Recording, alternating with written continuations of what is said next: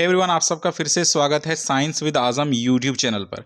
इस वीडियो में हम किरचॉफ्स इक्वेशन के बारे में पढ़ने वाले हैं, जिसको हम टेम्परेचर डिपेंडेंस ऑफ एंथैल्पी के नाम से भी जानते हैं।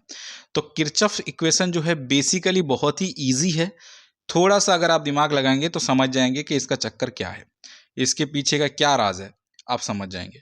देखिए यहाँ पर लिखा है द एंथैल्पी चेंज।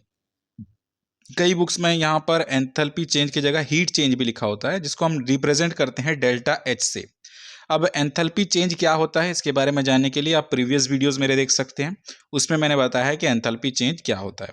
तो अभी के लिए आप समझिए कि एंथैल्पी चेंज, जिसको हीट चेंज हम कहते हैं, वो डेल्टा एच से रिप्रेजेंट करता है। कोई भी रिएक्शन अगर होता है, रिएक्शन में रिएक्टेंट होता है, प्रोडक्ट होता है। अगर रिएक्टेंट ए होता है और प्रोडक्ट बी होता है, तो इस बीच में एक चेंज इन एंथैल्पी होता है, जिसको हम डेल्टा एच से रिप्रेजेंट करते हैं। यानी कोई भी अगर रिएक्शन होता है तो वहाँ पर चेंज इन एंथैल्पी होता है, जिसको हम डेल्टा एच बोलते हैं। बात सही है।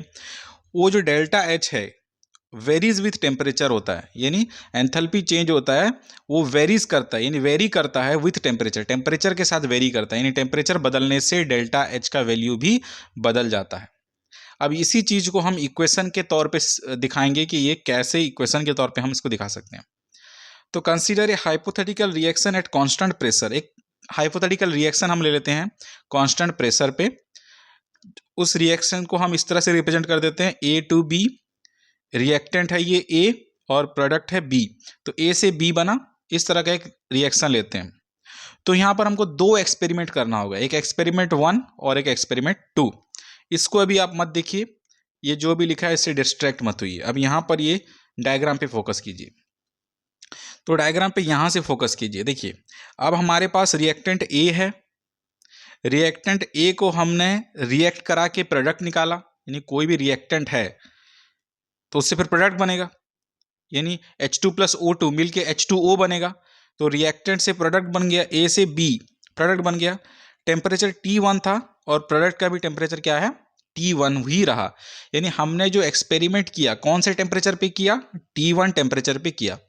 तो T1 टेम्परेचर पे हमने ए से बी बनाया, ए रिएक्टेंट से बी प्रोडक्ट बनाया। उसके बीच में जो एंथैल्पी चेंज हुआ उसका नाम हमने दिया डेल्टा H1।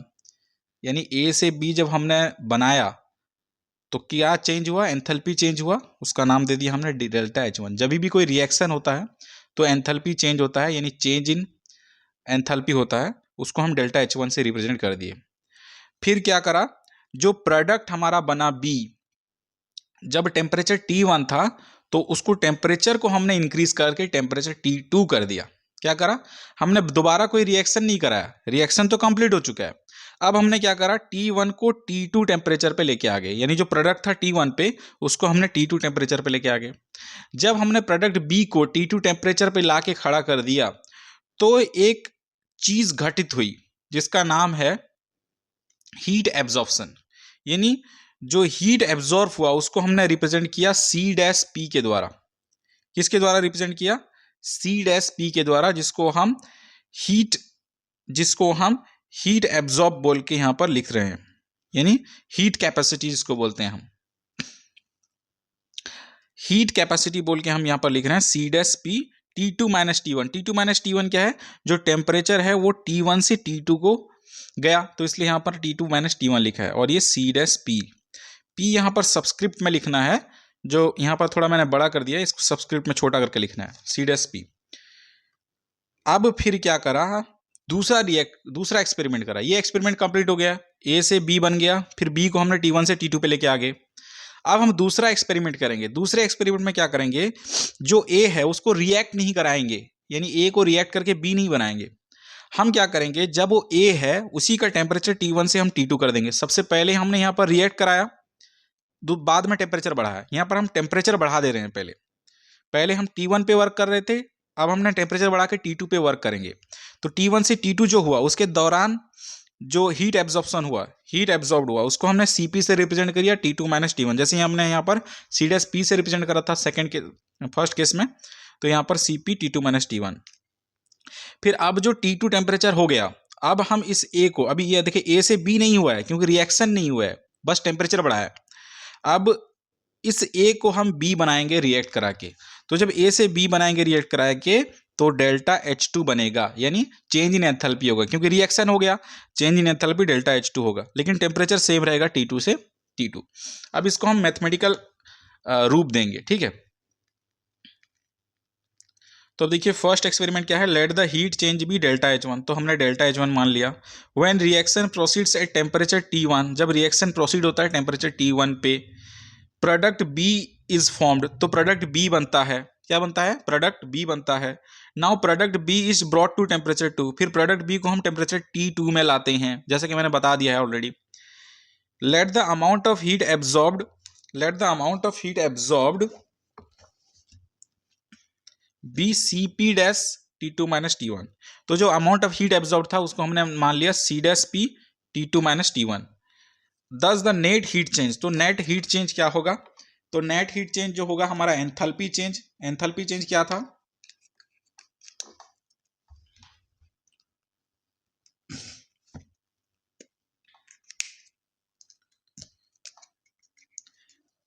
एंथैल्पी चेंज क्या था, एंथैल्पी चेंज हमारा था delta H1 plus amount of heat absorb जो हमने लिखा था वो लिखा था हमने Cp dash T2 minus T1। इन दोनों का सम जो निकालेंगे वही हमारा होगा नेट हीट चेंज। तो हमारा फर्स्ट एक्सपेरिमेंट के केस में नेट हीट चेंज निकल के आ गया, इसका नाम हम दे देंगे इक्वेशन फर्स्ट आई, इक्वेशन फर्स्ट आई। क्लियर, ये हो गया हमारा इक्वेशन फर्स्ट आई। सिमिलरली हम सेकंड एक्सपेरिमेंट की तरफ जाते हैं। तो अब हम सेकंड एक्सपेरिमेंट की बात करेंगे। तो सेकंड एक्सपेरिमेंट में क्या करना है, पहले टेम्परेचर बढ़ाना है, रिएक्शन नहीं कराना है। तो let the temperature of the reactant A be raise from T1 to T2, temperature हमने बढ़ा दिया। जब हमने टेम्परेचर बढ़ा दिया तो अमाउंट ऑफ हीट एब्जॉर्ब्ड हमने ले लिया Cp T2 माइनस T1, उस केस में लिया था Cp डैश, यहाँ पर हमने Cp लिया है सिर्फ, T2 माइनस T1 सेम रहेगा।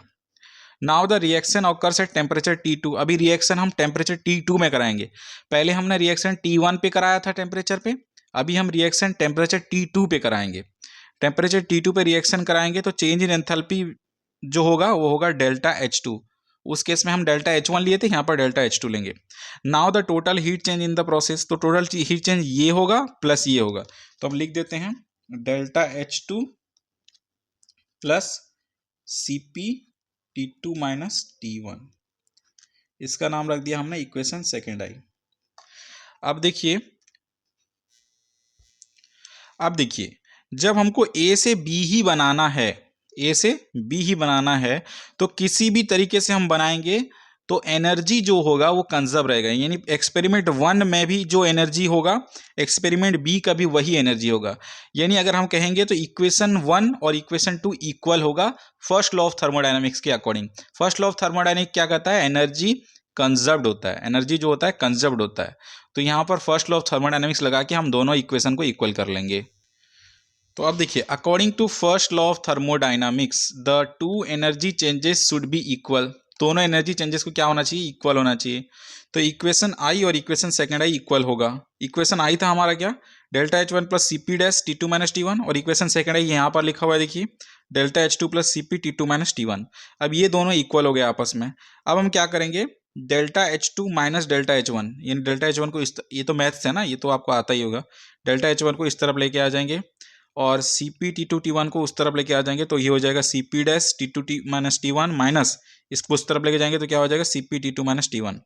अब देखिए delta H2 minus delta H1 निकल के आ गया हमारा, T2 माइनस T1 कॉमन चला जाएगा इसमें और इसमें कॉमन चला जाएगा, ये देखिए इसमें और इसमें दोनों में कॉमन चला जाएगा। कॉमन जाने के बाद ये ऐसा हमको निकल के आ जाएगा T2 माइनस T1 और Cp डैश माइनस Cp, ये आ गया। अब इसको हम आगे फर्दर बताते हैं। तो अब देखिए ये हमारा निकल के आ गया T2 माइनस T1 हमने कॉमन कर लिया, Cp डैश माइनस Cp1। तो ये जो Cp डैश माइनस Cp1 है ये तो हमारा हीट कैपेसिटी में चेंज हो गया ना, चेंज इन हीट कैपेसिटी। तो चेंज को हम दर्शाने के लिए डेल्टा का इस्तेमाल करते हैं, तो यहाँ पर डेल्टा Cp के द्वारा रिप्रेजेंट कर सकते हैं इसको, तो इसको हमने डेल्टा Cp के द्वारा रिप्रेजेंट कर दिया। अब डेल्टा Cp को हम वहीं रहने देते हैं, T2 माइनस T1 को इसके नीचे लेके आ जाते हैं तो डिनोमीटर में आ जाएगा।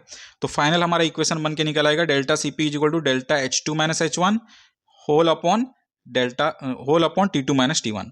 ये जो इक्वेशन है इसी इक्वेशन को हम क्या कहेंगे, this equation is called Kirchhoff's equation. इसी इक्वेशन की मदद से हम जो है टेम्परेचर डिपेंडेंसी का पता लगा सकते हैं। This equation is called Kirchhoff's equation.